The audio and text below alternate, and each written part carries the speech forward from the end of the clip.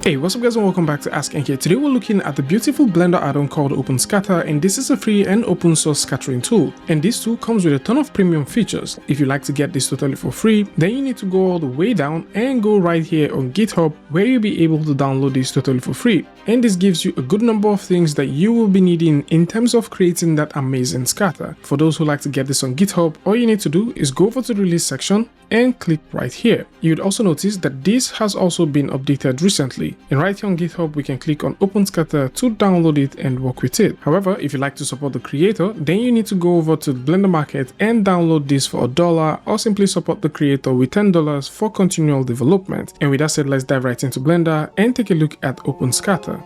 So, with Blender simply open up right here, this is how you work with this beautiful tool. First off, let's get rid of the default cube, and if you already downloaded the add-on, all you need to do is go over to Edit, go over to Preference and install it. And once you have that installed, if you tap N on the keyboard, you would notice that you've got OpenScatter right here. And this works basically how it is supposed to. All you need to start scattering stuff is a simple grid. I'm just going to go ahead and subdivide this grid a bit more just because we want more stuff. So once you have that ready, you can now use the eyedropper to select the object that would act as an emitter. So we can have that selected, and once we have that selected, this would require you to create a system list. Now this system list actually deals with the scatter system. So you can create multiple scatters, and the cool thing with this is to each scatter that you create, there are multiple ways of using the scatter. So for example, if we go over to the surface, you would notice that we have a emitter object, which means that we can only scatter on one stuff. So for example, if we already have a monkey head and we would like to scatter that monkey head, we can simply go over to the instance, use the eyedropper, select the monkey head, and that will be scattered automatically across the entire surface area that we have. However, if we would like to also do only a single surface scatter, we can select another surface altogether and also scatter that monkey head on that surface, which means one object can be a totally different emitter for something else, which could easily be like initiating the scatter system itself.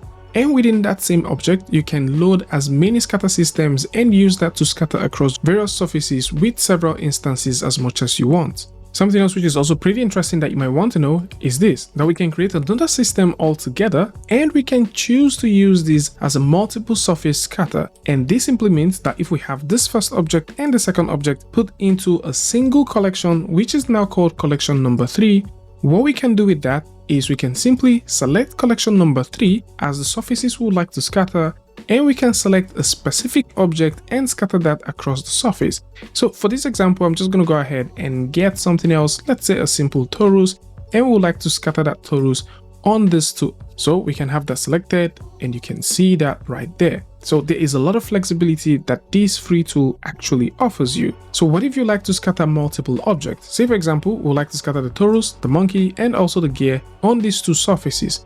That is also possible. So because we can have this selected, press M on the keyboard, create a new collection. In this case, this is called collection number 4. And instead of doing a single instance scatter, we can do a multiple instance. And that means we can select the collection and we can have all of these scattered exactly how we want. And more interestingly, you still have parameters that you can use to control individual scatter systems to get the best results for what you're going for. So for this one, I could set this to 0.1. And you can notice that we have all of this. We can actually go ahead and turn on limit self-collision and increase the distance, and that would understand that all of these objects are individual objects that should avoid each other, which in turn would give us a more clearer view of where things are scattered within the viewport. And with this explained, let's backtrack a bit and take a look at all of the other properties that exist with this beautiful add-on and see the potentials that this brings to everyone. And now we fully understand how the scatter system works, let's actually go ahead and get some trees in. And of course, you can get trees from various vendors and scatter them how you want. First off, you can get trees from the folks at Polygonic, as they do have an amazing botanic set of tools which you can work with. The folks at B Production also have some amazing tools as well which you can also play with, as they also offer amazing vegetation tools and various types which may actually come in pretty handy. And for sure, if you're looking for something that is totally free, then you might want to consider taking a look at the folks at Polyheaven. Actually, you can either download their add-on, which in turn would support them develop this and even create more stuff, or you can proceed to go over to Polyheaven and get some of the tree assets that they currently provide. However, for this particular video, we're going to be working with Cassie Sheep Tree Library, And this is an amazing one because the tree library actually comes with a ton of trees that you can work with, which are fully animated. Of course, this add-on, which is the OpenScatter add-on, also allows you animate your objects, which will definitely show you how this one works. But for this particular demonstration, we're going to be sticking with the tree asset library from Cassie Sheep. How you get to work with this one is very simple, as all you need to do is drag, drop into your viewport, and that stays there. You know, if we press the space bar, you notice that this starts animating, which is pretty cool, and it gives us a head start to a lot of things. And for this particular demonstration, the object we want in this case is going to be this tree, so we can simply have that selected, and you'll notice that it populates everywhere. For the scattering, this works by a ton. We can drop this to 0.01 and we have a bit more useful trees. Another thing we can do is we can increase the density and also turn on that limit self-collision thing that we did earlier, and once we start increasing the distance, you notice we now have a bit more space across each other. We can also play with the seed to sort of get some random seed, and of course for the scaling, we can either choose to do some uniform scale or we can choose to do a non-uniform scale, which means we can scale this across individual axes, which is the X, Y, and also Z. And for random scaling, we can put a limit scale and the maximum scale, you know, just to fiddle with this a little bit. For rotation, we can also throw in some random rotation, or we can align to surface, and this is going to be very useful if you're scattering on a terrain. Within the culling section, how this works is pretty interesting. So by default, for you to actually have this thing working, you need to set up a vertex group. Only the part which we've set as vertex group is where we would have dominant trees. Once we have this part selected, we can go over and set the vertex group right here. And I'm just going to click on assign just to make sure that we have things done. And we can come over here, turn this on, switch back to our object mode, turn this on, go right here, and then select that vertex group. You notice that because we haven't selected the vertex group, nothing is displayed. This right here is the instance which we're working with, so we can simply hide that and take a look at our surface one more time. Have that selected, click right here and select group. And once we do that, you would notice that only that portion which we selected earlier actually has something. Every other thing you're seeing outside the selected area are simply fall-offs, so we can simply increase or reduce that depending on what we're trying to work with. So you can have a more concentration of objects right here, while on this other side you can have more like fall-offs of the trees or vegetation that you're scattering. So if we go over to the scatter section and we increase the density, say maybe we increase that a lot, let's actually turn this off. The explanation of how this works becomes even clearer, but we can zoom all the way out and you can start seeing that.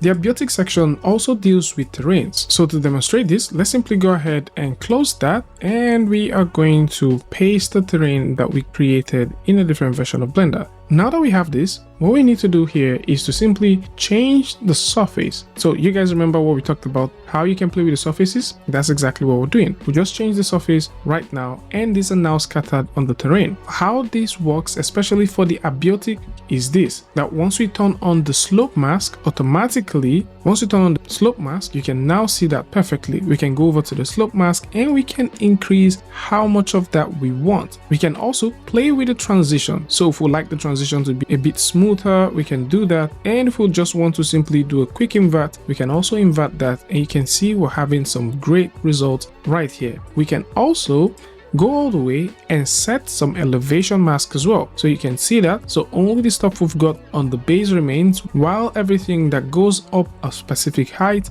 gets cut off. So we can increase the height, which actually reduces the height of the elevation and allows us to scatter things upwards. Furthermore, there's also some angle masking, so we can have some angle masking as well, and the properties are also the very same. Now let's take a look at proximity. So if we actually go ahead and turn this off, for proximity, you can set the proximity of certain things. You can set a geometry proximity. This is fun. So the proximity tool works like this. You can set a geometry proximity, and what that means is you can select a specific geometry, and wherever this geometry is, trees are not going to grow, or your scatters are not going to be prevalent or even visible there. And so we can increase the distance, and the more distance we increase, once we start moving things around, you would notice they're disappearing. So once we move this around, so wherever this travels to, the trees around there simply disappears, as this respects the proximity that we've actually set based off distance for the specific geometry. So we can actually lower that a bit, maybe make that about 15, and we can throw in a bit of smooth fall off and drag that about something like so. And at the same time, we can also change the behavior of what we want this thing to do. So we can set the behavior to seek instead of avoid. And what this will do is wherever this goes, that is where we see the trees scatter. So this is going to be very useful, especially for optimization sakes and for animation. Maybe there are certain instances where you want a particular character to move, and while the character is walking, we'll get potential growth stuff like this. That would make sense. Maybe when the character steps on something, it just simply kills it and they regrow while the character travels across. This is also going to be super useful. We also have the curve. So if you like to use curve to drive the proximity as well, this is also acceptable and you can do that. And something that's pretty similar to proximity is the ecosystem. So with the ecosystem, you can easily attract and also repulse. And more like what you have with proximity, we can do some attraction and we can have another object that would actually repulse this. So within the proximity, we can only set one geometry per time and set a specific behavior.